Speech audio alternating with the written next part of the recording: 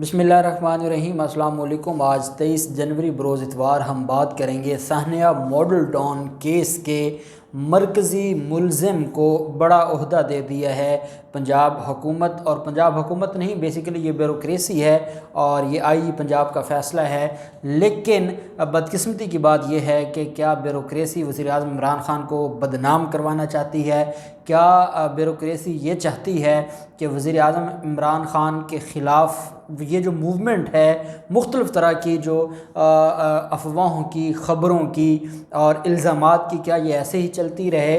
और पहले Pakistan peoples party या PDM के लोग पहले ख़िलाफ़ हैं और अब जो दूसरे जो कहीं ना कहीं इमरान ख़ान के सपोर्टर्स हैं उनको भी ख़िलाफ़ किया जा रहा है एक प्री प्लान तरीक़ा से। और मैं समझता हूँ कि ये शरीफ माफिया का एजेंडा है जिसको पूरा किया जा रहा है।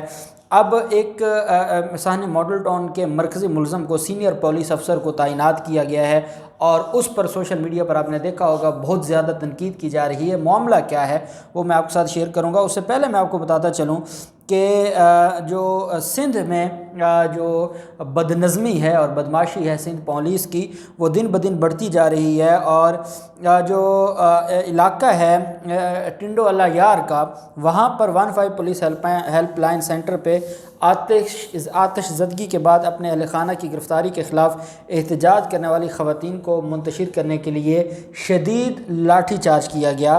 पुलिस की इस कार्रवाई पर मुत्तहिदा कौमी मूवमेंट पाकिस्तान की क़यादत ने शदीद रद्द अमल दिया। वज़ीर आला सिंध सैयद मुराद अली शाह ने भी पुलिस की जानिब से ख़वातीन के ख़िलाफ़ ताकत के इस्तेमाल का सख्त नोटिस लिया। DIG हैदराबाद पीर मोहम्मद शाह को इंक्वायरी का हुक्म दिया गया। मैं ये समझता हूँ कि ख़वातीन पर जिस तरीके से आज सिंध पुलिस ने तशद्दुद किया है, ये साहनिया मॉडल टाउन का जो शरीफ माफिया का तशद्दुद और कत्लेआम था, ख़वातीन का कत्लेआम पंजाब पुलिस के हाथों आज उसकी याद ताज़ा कर दी है इन ज़ालिमों ने, सिंध माफिया ने। टिंडो अल्लाह यार पुलिस ने भोलो खानज़ादा कत्ल केस के मुद्दई और मकतूल के मुबैना भाई आसिफ खानज़ादा और दीगर कई अफराद के ख़िलाफ़ टिंडो अल्लाह यार के A सेक्शन थाने में 3 मुकदमात दर्ज किए हैं। इस सिलसिला में मुतअद्दिद मुश्तबा अफराद को गिरफ़्तार किया जा चुका है। जुम्मे की रात पुलिस सेंटर पर आतिशज़दगी का हमला MQM पाकिस्तान के कारकुन खलीलुर रहमान उर्फ भोलो खानज़ादा की नमाज जनाजा के बाद हुआ, जिन्हें दिन के वक्त सेशन कोर्ट के गेट पर फायरिंग करके हलाक किया गया था। पुलिस सेंटर मरकज़ी बस स्टॉप के करीब लियाकत गेट पर वाक़े है। वाक़े में सेंटर के अंदर मौजूद 10 के करीब मोटरसाइकिल और जो वहाँ पर एक प्राइवेट कार थी उसको नज़र आतिश किया गया, जो कि एक पुलिस एहलकार अल्ताफ़ रिंद की मलकियत थी। पुलिस ने दावा किया कि सेंटर के अंदर घुसने वाले अफराद मोटरसाइकिलें जो कि केस प्रॉपर्टीज़ थीं और वॉकी टॉकी सेट की चार्जिंग डिवाइसेस समेत सरकारी आलात चुरा कर ले गए। FIR में कुल 60 मुश्तबा अफराद को नामज़द किया गया था और इनमें ज़्यादातर के नाम इन तीनों FIRs में शामिल थे। एक केस में तकरीबन 25 से 30 मुश्तबा अफराद नामालूम है, दूसरे केस में नामालूम मुलज़मान की तादाद नहीं बताई गई। आतिशज़नी के हमले के बाद पुलिस ने मुश्तबा अफराद के घरों पर छापे मारे। अला सुबह से शुरू होने वाले छापे ये कल हफ्ते के दिन भी चलते रहे और इतवार के दिन भी चलते रहे, जिसमें पुलिस ने कुछ घरों के दरवाजे भी तोड़े। पुलिस की जानिब से अनारपाड़ा, खानज़ादा कॉलोनी, इस्लामिया मोहल्ला और हैदराबाद रोड पर छापे मारे। क्रैकडाउन के दौरान मुलज़मान के अहल खाना ने इस्लामिया मोहल्ला के करीब हैदराबाद रोड बुला कर के मुज़ाहरा किया। मुज़ाहरीन ने पुलिस की बर्बरियत के ख़िलाफ़ नारे लगाए। ख़वातीन मुज़ाहरीन को मुंतशिर करने के लिए पुलिस ने उन्हें लाठियों से मारना शुरू कर दिया, जिसकी वीडियोज़ वायरल हुई और सरकारी अफसरान तक पहुँच गईं। वीडियोज़ में नज़र आने वाले एक पुलिस एहलकार ने कहा कि दरअसल इन घरों के मर्द ख़वातीन के पीछे छुप कर पनाह ले रहे थे, जो कि दही इलाकों में इस तरह के मामलात में काम रुझान है।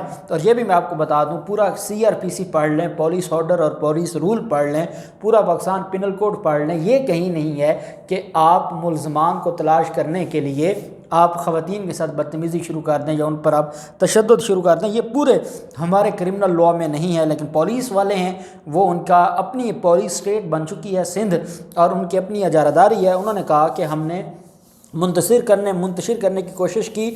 اہلکاروں نے یہ بھی دعویٰ کیا کہ مشتبہ افراد کے اہل خانہ سے کچھ لوٹے گئے آلات بھی برآمد ہوئے ہیں۔ دوسری جانب سعید غنی نے کہا ہے کہ وزیر اعلیٰ سندھ نے اس پر نوٹس لیا ہے اور ایسا رویہ برداشت نہیں کیا جا سکتا۔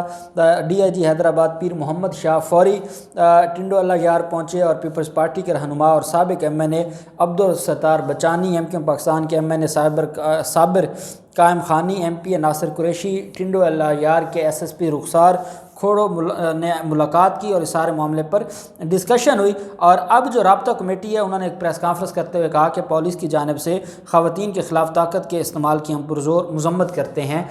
بدقسمتی یہ ہے کہ ان کو کوئی فرق نہیں پڑنے والا، اس وجہ سے فرق نہیں پڑنے والا کہ یہ وہ لوگ ہیں جو ہمیشہ ایسے ہی کرتے ہیں اور یہ قتل عام ان کے لیے ایک عام سی نارمل سی بات ہے۔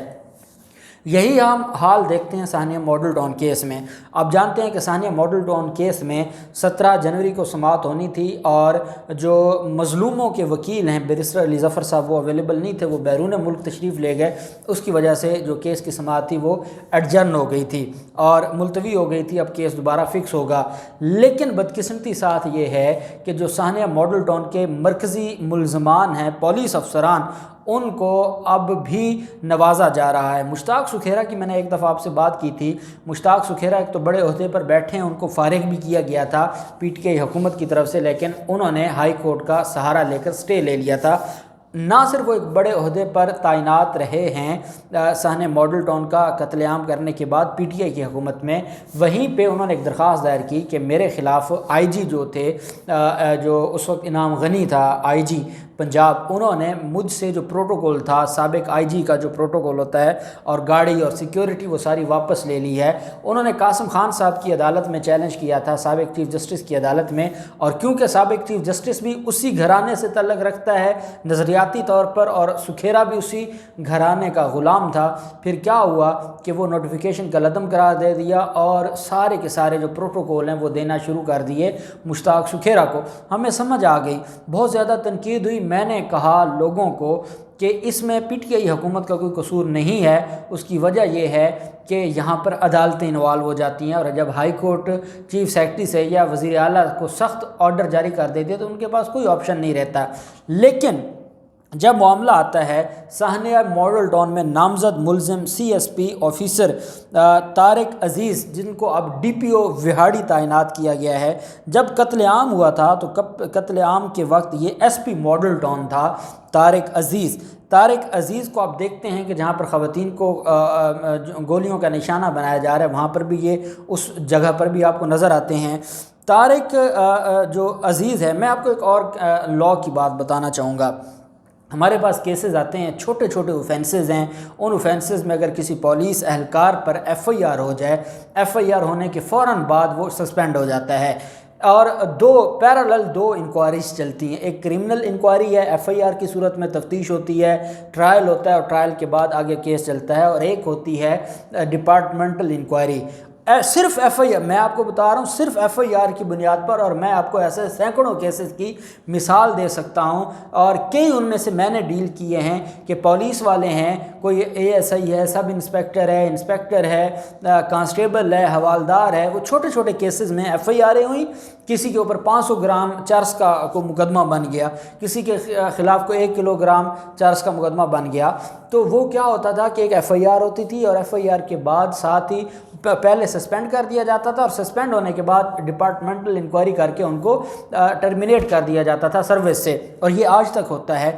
مجھے یہ بات نہیں سمجھ آ رہی کہ جو لوگ ثانیہ ماڈل ٹاؤن کے مرکزی ملزمان ہیں، جو دہشت گردی کے، کوئی عام جرم نہیں، دہشت گردی کے ملزم ہیں، جن کے خلاف، جن کو عدالت نے استغاثہ میں، ایک بات میں آپ کو بتاتا چلوں کہ جو استغاثہ کیا عوامی تحریک نے، اس میں سارے کے سارے پولیس افسران کو طلب کیا گیا ہے، آئی جی سے لے کے نیچے تک۔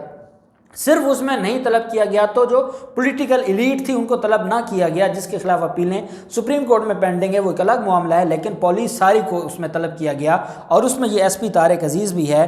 اب پہلے بھی وزیر اعظم عمران خان کی حکومت پر یہ تنقید تھی کہ جو پولیس افسران ہیں ان کو مختلف عہدوں پر تعینات کیا جاتا ہے. ضروری نہیں ہے کہ اگر آپ نے اس کو عہدے سے نہیں ہٹانا تو اس کو کوئی ضلع دینا بھی یہ بھی ظلم ہے. وہاڑی میں بھی تو ظلم کیا جب دھرنے کے دن تھے تو وہاڑی میں بھی لوگوں پر ظلم ہوتا رہا. وہاڑی میں بھی جو لوگوں کے گھروں میں چھاپے مار مار کے پولیس نے دہشت گردی کے اور ان کے کارکنان کے خلاف مقدمے کیے تھے. تو اس کا مطلب یہ ہے کہ آپ ایسے لوگوں کو جب، اور یہ اب کون جاری کرنے والا ہے، یہ جو نوٹیفیکیشن جاری کیا گیا ہے یہ نوٹیفیکیشن آئی جی آفس سے جاری کیا گیا ہے 20 جنوری کو، اور اس میں یہ کہا گیا ہے کہ جو ایس پی ہیں، جو سی ایس پی آفیسر ہیں طارق عزیز، ان کو ڈی پی او وہاڑی تعینات کیا جاتا ہے. اور ڈی پی او وہاڑی تعینات ہونے کے بعد جو وہاں کے لوگ ہیں اور سوشل میڈیا پر جو عام پبلک ہے وہ احتجاج کر رہی ہے کہ سانحہ ماڈل ٹاؤن کے مرکزی ملزم کو آپ کیوں، جو اس وقت ایس پی ماڈل ٹاؤن تعینات تھا جس کی سربراہی میں یہ سارا کچھ ہوتا رہا، کون سی آپ کو ایمرجنسی تھی کہ آپ نے اس کو عہدہ دے دیا اور آپ نے عوامی عہدہ دے دیا، آپ نے اس کو ایک ضلع دے دیا اور ایک ضلع کا ڈی پی او بنا دیا. نہ ان کو آپ عہدے سے ہٹائیں، آپ ان کو نوکری سے نہ ہٹائیں. ہونا تو یہ چاہیے تھا کہ وہ سارے سسپینڈ ہوتے، کیونکہ یہ طاقتور ہیں، بیوروکریسی طاقتور ہے. تو کیا عمران خان صاحب یہ آپ کو کتنا اور نقصان پہنچائیں گے؟